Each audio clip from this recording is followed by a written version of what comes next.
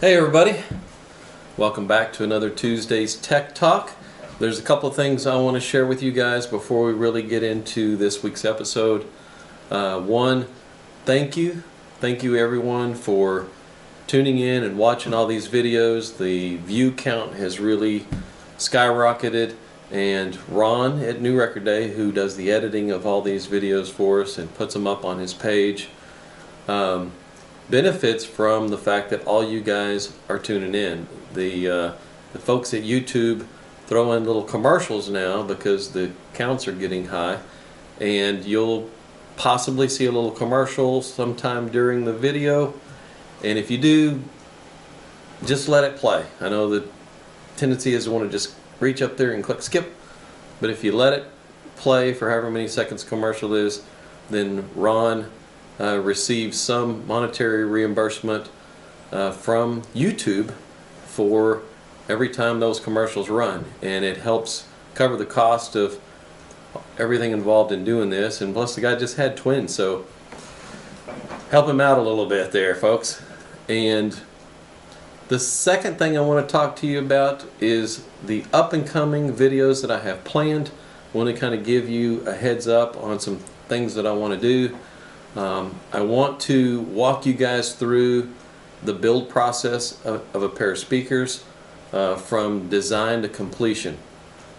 And I've got about 3 different little models in mind from some different drivers that I've been testing. I want to use something that's commercially available, just like you guys would just buy something off the shelf. And we're going to start with driver selection, measuring Thiel small parameters, calculating a box for those drivers, calculating how far the drivers need to be spaced and things like that, and then actually building a pair of cabinets. We'll look at how to build the cabinets, how they go together, and easiest way to make them, easiest way to finish them, things like that. And then we're going to set that stuff up, do measuring and testing on it, and design a network for it.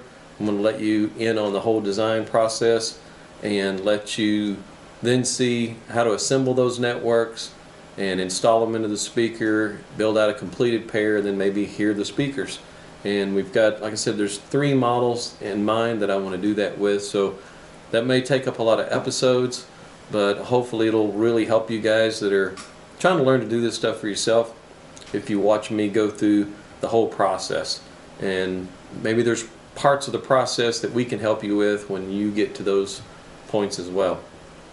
Alright, so this week what I really want to go over and share with you are the speakers that I keep getting in every week. Every week we get speakers in. We do measuring and testing services, send them back out, and then sometimes we do upgrades and crossover design to work on stuff. These 2 models here are a couple that came in this week. This is a little Infinity model. It was real popular back in the day. I measured the stock version of this little speaker and then a version of it, as you can see, with a little AMT tweeter, and designed new networks for it and improved those quite a bit. The other one was the Klipsch speaker that you see next to me here, and there was so much gain, so much to benefit here in the upgrade that I want to just totally share this one with you guys and let you see kind of what I look at from beginning to end as I'm looking at these things and measuring and testing them and things like that. First of all, metal cone driver, there's definitely issues we've talked about with the metal cone drivers.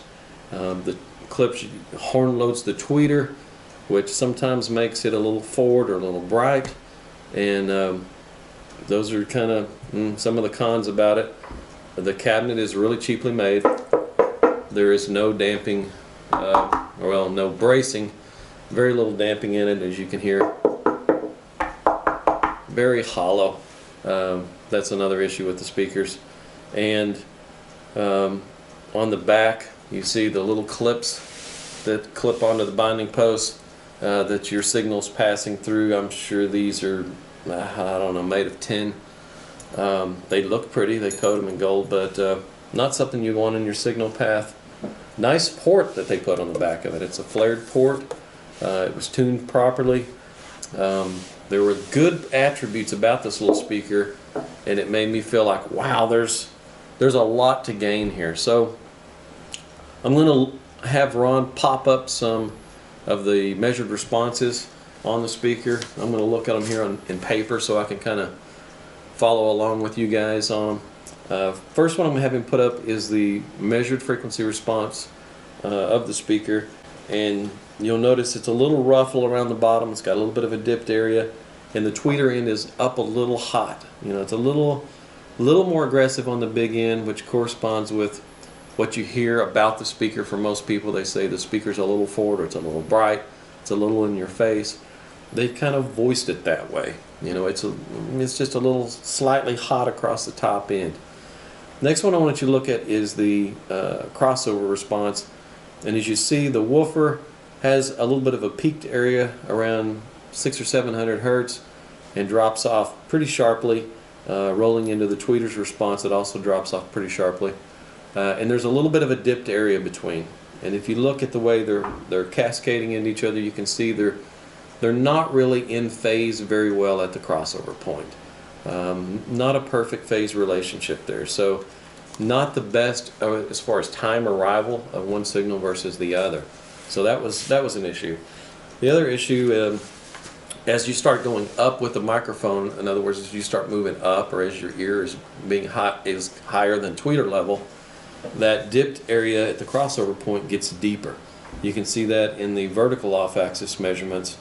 I have Ron pop that one up for you now. And you notice as you go up, that hole gets a little deeper. That's showing that they're further and further out of phase as you go up. Now, as you go down, as you put the tweeter in line, or the microphone in line with the tweeter, and you start going down in height, they maintain a fairly consistent time arrival over a pretty wide range that way. So you're not seeing any more of a dip than it was on the on-axis. I'll have Ron pop that one up there now. You can see it too. So let's imagine they're somewhat in phase about on-axis with the woofer and a little lower. And as you move up, you're looking at an area where they're a little more out of phase. As you look at the horizontal off-axis, as you go further and further off-axis, the response drops off rather smoothly, but it still reflects that hole in the response. So that part's still there. And if you look at the spectral decay on it is really clean. Just drops off really smoothly. We don't see a lot of stored energy, in spite of the fact that the woofer's pretty rough as far as stored energy goes. Next one I'm going to pop up there and show you is the measured frequency response of the woofer. The woofer's response has a huge peak around 5 or 6 kHz there. Lots of ringing there, lots of breakup, you know, something that's difficult to tame for sure. With the factory network, what they did was they just put a really steep second order filter on it, and you can see if you go back to the crossover response where you see how sharp it dove. There was a peak there around 700 hertz or so that capacitor is causing. It's lifting it up there, but it's making it fall sharper at the upper range of the woofer. So that cap is it's helping it in one area. It's helping it way up top to get that ringing out of it, but it's also humping it up in that area around 700. So it's kind of good and it's bad. If that cap value gets smaller, what happens is that that hump starts to go away, but that peak at the bottom starts coming up, and it's pretty aggressive peak. That would be a lot of ringing. That would be really hard to listen to. The tweeter's response, so if you look just at the tweeter's response, that thing looked really smooth. Great response. It's lifted up a little bit as it goes into the lower part of its range. That's due to the way that it's loaded into that waveguide. All right, now let's look at what I managed to do with the thing. What I did with the woofer was, instead of going to a higher order network or a second order filter that's aggressive, I put a first order filter on it to smooth out the top part. or well, not really the top part, to smooth out the lower range so that it's a nice general roll off. So it rolled off really smooth but still had the aggressive peak. So what I did was I put a notch filter that was pretty aggressive, which in this case just involved 2 parts, that was right there within that narrow band where that peak was, and just completely knocked that peak right out of it. Just basically put a shunt to ground and just killed the peak. And that worked out really, really well. And then I put a first order filter on the tweeter, started it further back, let it roll off more gradually also. So the tweeter just wound up with a single cap. In this case we're going to use a Sonic cap, which is a really high quality cap, and 2 resistors. That's everything in the whole path for the whole tweeter. And as you look at the crossover response, Ron popped that up for you now, it looks great. I mean, it looks really great. It's smooth. There's no more dipped areas. It's flat all the way across, and you couldn't ask for it to be much smoother. We're talking plus or minus 3/4 of a dB to 1/2 a dB over a wide range. That's really impressive. As we look at the horizontal off axis, the horizontal off axis looks great. As good as any speaker that I've measured. It's just rolling off really smooth. As you get further and further off axis, the whole thing's perfectly level, and the top end starts to drop out of it. It looks fantastic. The vertical off axis looks better. It's more in phase at the tweeter, and it's in phase over a pretty good range. As you move really high off axis, it starts to drop out a little bit, maybe about 6 dB or so, and it's over a little bit of a wider range. But overall, the time arrival is much better now. Spectral Decay, again, is really clean. No stored energy issues there at all. It drops off really fast across the board. The impedance is a little more balanced now than what it once was. So it looks great. And there's only 6 parts involved in the network, which I was surprised I could do what I did with only 6 parts. There was 5 parts on the original network. But this thing looks great, and it doesn't require a lot of parts. Now, the bonus of it not requiring a lot of parts is that there's not a lot of money there. We're not looking at much here in new networks. And in one of the next episodes that we're going to do, I'm going to try to do a follow-up on these. We're going to assemble the networks, and we're going to install them into the pair of speakers, and we're going to get a little bit of I'm going to do a little listening to them and give you a little better feedback over the whole upgrade. Now, the other parts of the upgrade that I'm going to recommend is I'm going to recommend that we knock out a pair of these binding posts and put a set of tube connectors in there. Now, tube connectors is a pretty significant upgrade, and I know that's just going to infuriate a lot of the flat earth naysayer type guys out there that are going to swear that different connectors can't possibly change the way it sounds or have any improvement over the way it sounds, but it does, and it's very significant. So what I would do when I send these things out there, when I send out tube connectors, what I always recommend is wire your new network straight to the tube connectors, and then run a jumper from the tube connector over to the other set of binding posts or to your old binding posts. That way you can use either or. You can use the regular binding posts or the tube connectors, and you can go from one to the other, and you can A/B compare. I've never ever, not once, had anybody tell me they couldn't hear a difference.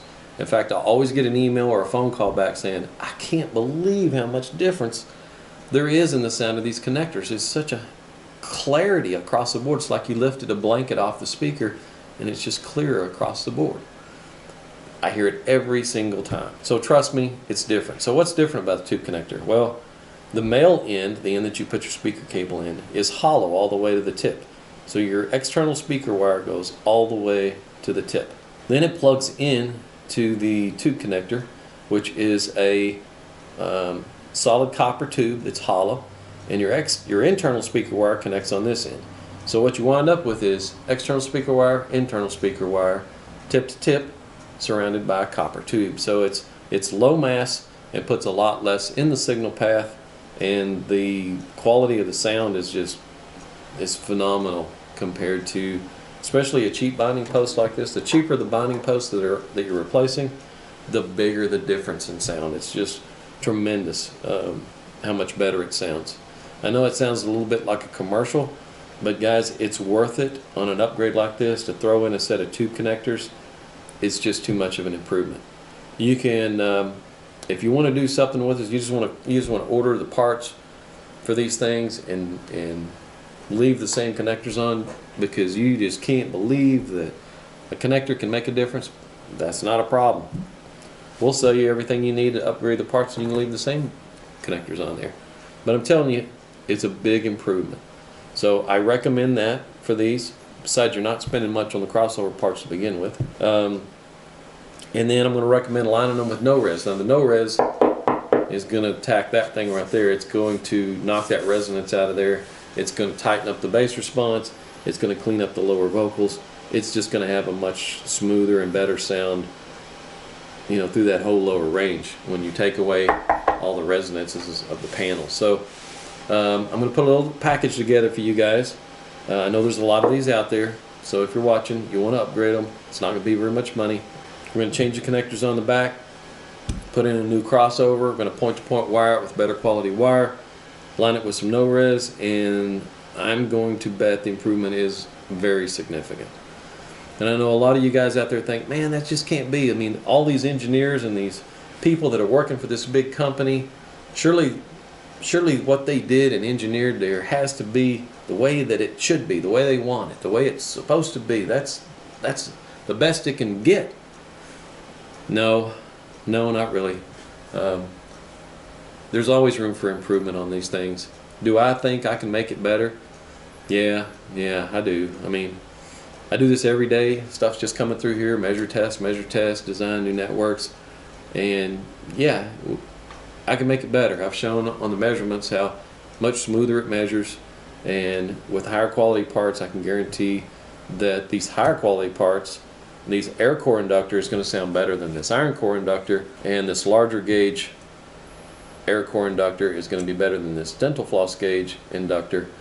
This Sonicap is hugely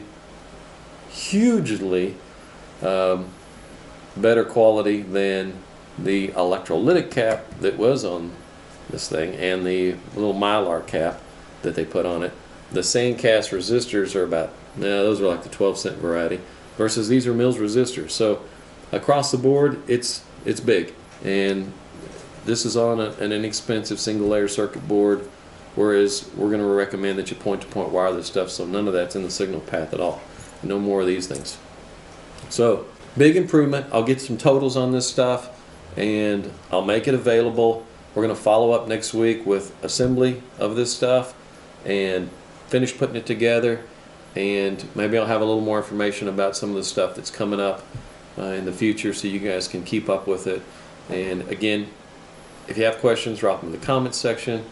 If you just want to gripe about wire and cable and connectors, I'm not really looking for a debate. If you want to try it and you want to listen, then great. You know, if you're interested in improvement and it doesn't cost very much money, and you want to see what that improvement can be, you know, we want to help you get to another level. So if you have questions, throw me a question. I'll try to follow up on all your questions. Thanks for watching. I really appreciate all the views, and we'll see you next week.